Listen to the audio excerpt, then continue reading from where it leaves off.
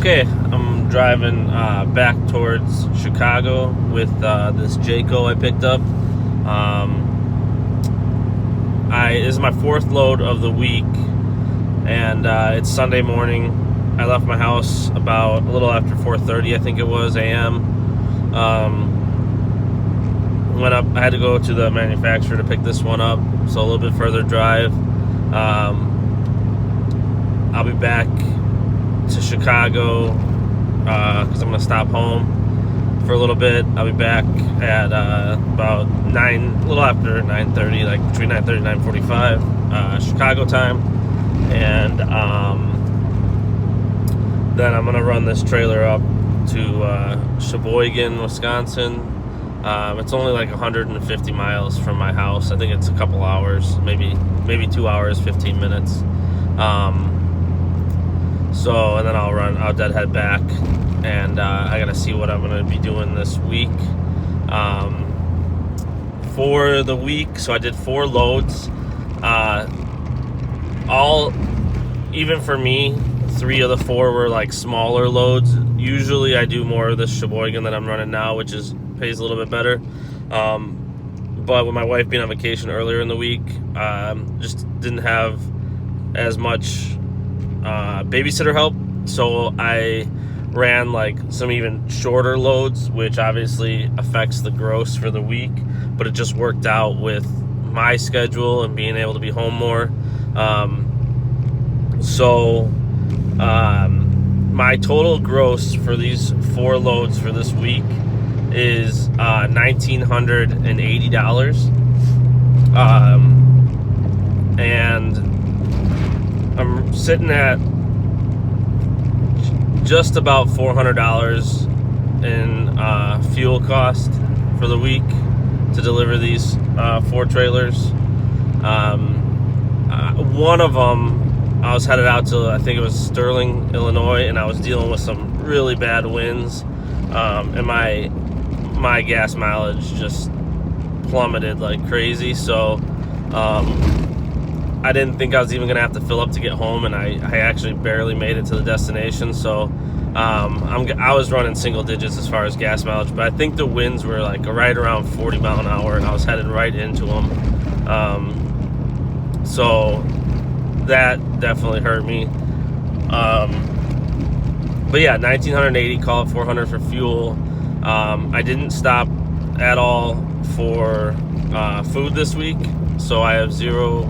I mean, it's not technically zero expense, because I was packing a lunch from home, so there's a cost associated with that, but I wouldn't really say, I wouldn't really make that affect what I'm doing with RV transport and my gross, because I don't care if I'm working at a retail store, doing RV transport, working in manufacturing. No matter what, I'm going to have a cost associated with food. And if I'm making a sandwich, like I was going to a manufacturing facility, or just driving and eating it, that cost is the same. So I'm going to leave it at 0 for that. And one thing I did want to bring up, in my previous job that I was doing, where I was driving like around anywhere from 600 to 1,000 miles a week, depending on going and seeing customers and stuff, I was spending $200 about on fuel. Some of it was reimbursed. I was working for a company. I still had my company, but I was an operations manager for another company, and I would have to drive around a lot. So I would be reimbursed as long as I was leaving the shop going to a customer, or if I was leaving my house and going straight to a pickup or something, there was reimbursement there. But just my drive from work, or from home to work and back, was like 105 miles a day. I was spending right around $200 a week in fuel, with my normal driving outside of work and stuff like that. So right now, spending $400 a week this week, for me, when I look at my cost, I'm really only looking at like $200, because I was already spending the $200. So for me, yeah, $400 sounds like a lot, but I was driving a lot as it was, and I was spending a lot on fuel as it was. So the way I'm looking at it is I'm not really spending all 400 because I was going to spend it anyways, a lot of it. And this is more of a write-off with the miles, but we can get onto that in another video. The one thing I got to look closer at is how much I'm spending on tolls. I just have it set up to auto replenish, so I just get the notification. Or I haven't even been getting notifications, maybe because I'm going through it so much. But when I look at my statement, it shows every time a vehicle goes through, it's $10, $10. Not every time, but every time it auto replenishes, it's set up at a $10. So as soon as it hits a certain point, it replenishes $10. But I gotta dig into that a little closer because I have my work truck that my guys drive for work set up on that, and then I have my wife's vehicle set up on that. She doesn't go through a lot of tolls. She doesn't go through any on her way to work, but if she's going somewhere else, she's gonna go through some tolls. So I have to look at that number a little bit closer. I know I spend a lot on tolls as it is with my business. I used to watch it a little bit closer, but I was spending like $300 a month on tolls just with my business truck.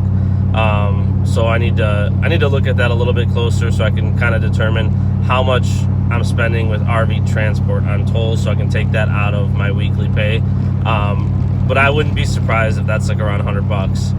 And I don't get reimbursed through my company that I'm leased on with. No fuel reimbursements, no tollway reimbursements. So that's something to factor in when you're looking for a company. If that's really important to you, then you want to look for a company that's going to have some kind of reimbursement on the tolls. The way I'm looking at it is I'm getting paid more per mile than most people, so I can pay for the tolls. And if I really want to, I can use the GPS to avoid toll roads and stuff, but I'm not sure what kind of time that would add on and if that's even worth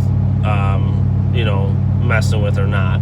So because the way I'm looking at it, I'm still grossing right around $1,500 this week after I take tolls, fuel, food out. I'm not subtracting a truck payment or insurance, but maintenance wise, I think I was coming up with around $75 a week. So maybe I'm probably maintenance, insurance, I'm grossing about $1,400 this week, which is okay. It's not great, but like I said, I ran some smaller loads, shorter loads that didn't pay as much. But I'm gonna do a video on 1 month because technically it's week 5, but I only ran loads for 4 out of the 5 weeks because I was on vacation for 10 days. So I'm gonna do a 4-week or 1 month,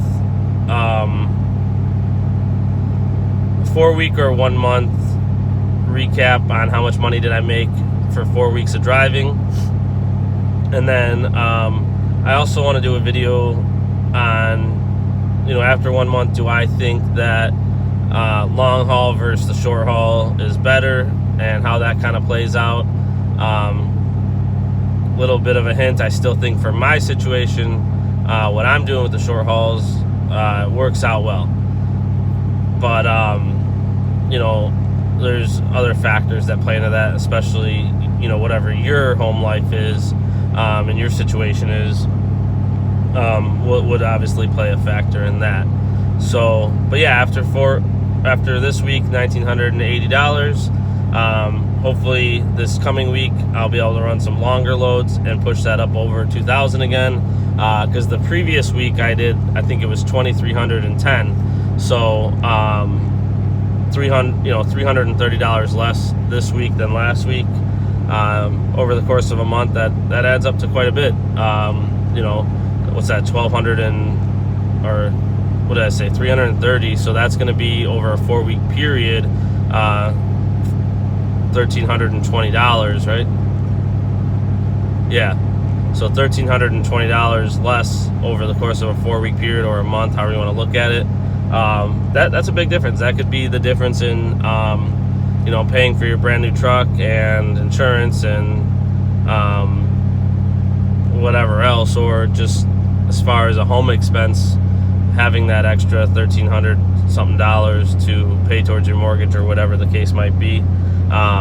So it definitely pays off to run some little bit longer loads, but it is nice to have the flexibility to run shorter loads, still be able to make decent money, and be home when you need to be home.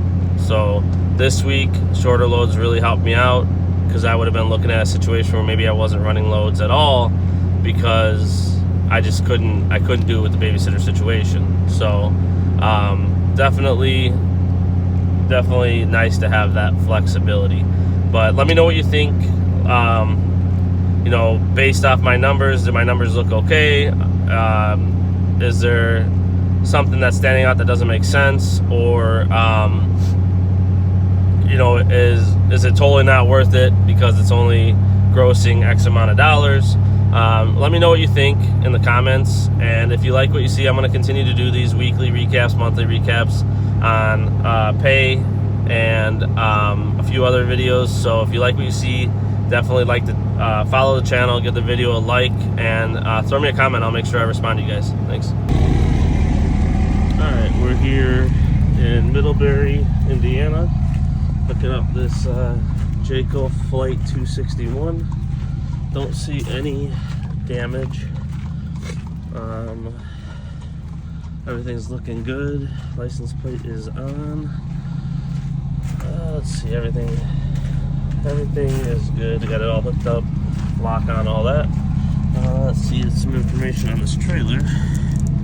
So it is 30 foot 4 inches long, and GVWR 7600, and let's see if it has a dry weight.